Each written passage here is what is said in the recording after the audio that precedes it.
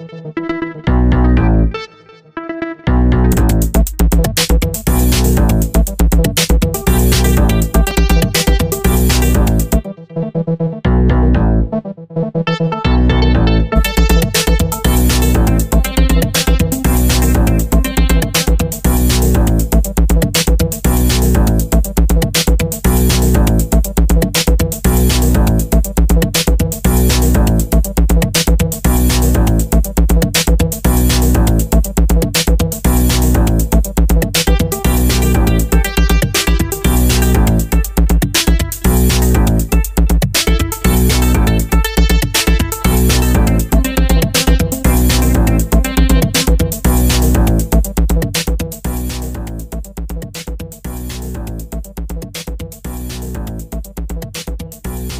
today what I did was I put on the door for the waist, as far as the waist, and I also placed the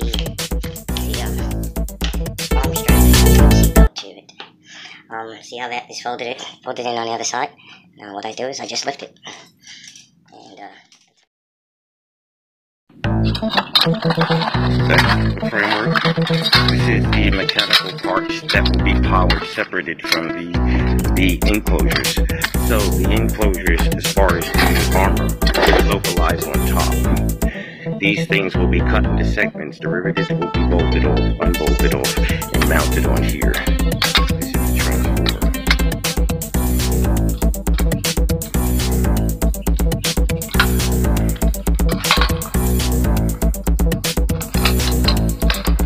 Coupled to the top. The stepper motors will be localized on the sides. It will be riveted. This part here will be riveted. That means the hole will be punched in here to mount on this rivet so it turns like a latch. The stepper motor will be mounted on here to crank this. This will crank this to turn.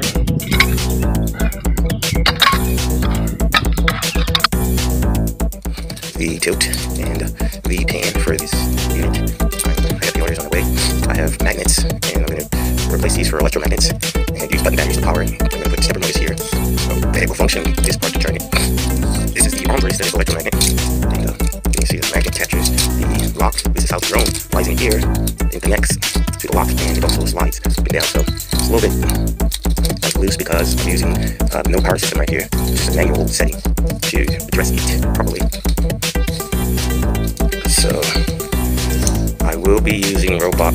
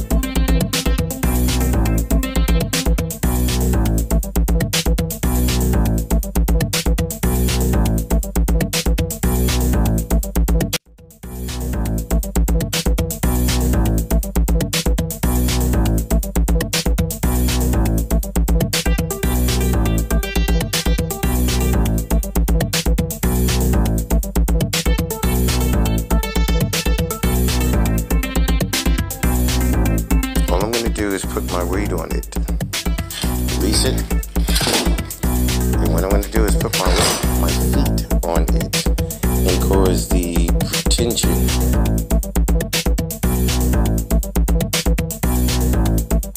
on here, how can I say? I have this part I put this part together. I have the pan and the tilt right here for the panning. Right here, the arms and the tilt, I locked it in. So, for the panning of the tilt forward for lift. But the problem I was having with the framework was that it was not panning and tilting at the backbone area to tilt forward, to crouch as far as so that the entire part will fold forwardly a little bit. so I did not have that to correspond with my joint, so I took it off. The neck part and the head part, and that will actually say the similarities of the neck part and the head part. I'll expand it so that the neck part will be longer. The foundation I'll have to split in two, and the steel rack that I have in the back, this is a very nice gauge, about 3 millimeters of steel. So I will, black steel, so I will cut it down the center. This is the part where I'm going to apply the silverite, as far as the dampering and the cushioning, the foam. So in that measure, there I would take these parts and segments and transfer it into the new exo frame.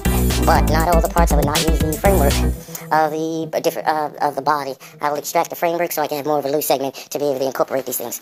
I'm working down here, so sometimes I fall out of this sleep. And that's how I'm going to incorporate this exo frame. With this body, it's kind of heavy to move around, bully. The arms tilt, the head mount. So what I need, right, see where the spring's at? I have to apply the actuators, liners to lift, to set aside the arm expansion. And the bottom part, right there for the legs, the way the spring is localized, the damper, I would have the tension damper, I would have to use an actuator there too as well, to stretch the units for the bottom, which is this to twirl it and turn from left to right. These two rods are connected to the legs. The legs have to tilt, this is far as the tilt for the bracket, the legs slide into here. It closes from a latch door that goes over. The same legs close from a latch door that goes over. This is the back part of the unit. So you have the motors here and the motors there. There's the motor for the spinal that turns this side to side. And now I have the axis tilt to tilt it. By adding those to turn this rod, I will add the other motors to localize here. And apply them back to the unit. So these motors couple to here, to the rod shaft inside, support that shaft. And that's how that does. I don't know if you can see it. I'm going to apply these in here, to the shaft. Motors, there's 3 of them, one right here, one right here, one right here. And 3 of these. So far, the wear is coming out. So, it's coming out okay, a little bit. Yeah, so, okay, so I should have this part up. This is upside down, this is facing towards the forward. So this is the back part.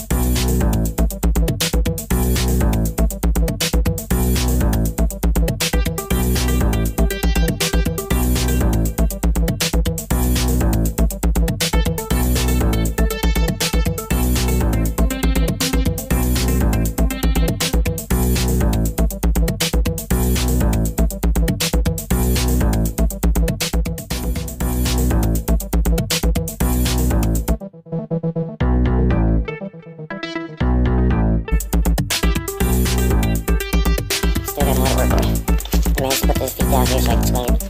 Put the unit and swing the feet up and down. The legs on this like this the thigh area. I have to cut this off so I can make a slider so I can slide it down.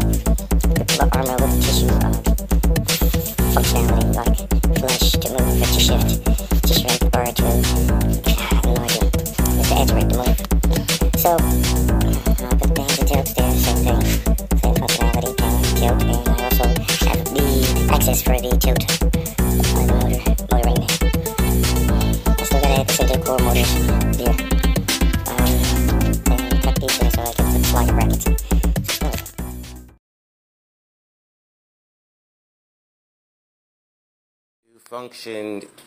To function. Taking steel rods like these and shoving it into its housing area, cutting it short and sealing the inside so that it reacts as a cylinder.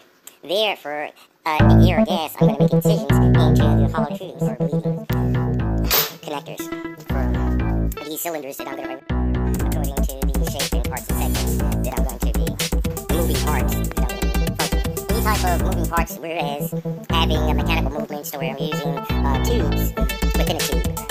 Adding around the tube, put it on a wax paper foundation in a tube that's inserted inside the square pipes or tubes. Put the wax paper on there and then epoxy resin to a crystalline. When I finish adding the epoxy resin crystalline, I will put the top tubes that is going to react as an actuator liner lift. So the tubes that I add these when I add the electromagnetic current from the shaft area of the overtube. So creating a magnetic field inside and outside will push against a coils with another type of coil, but on a foundation of wax paper, and wrap it around to actuate a lift. I will wrap it 3 times, so that the one wrapping one direction, another wrapping another direction, another wrapping another direction. The magnetic wire will cause it to lift out, to repel against to repel with the force. So I'm also going to add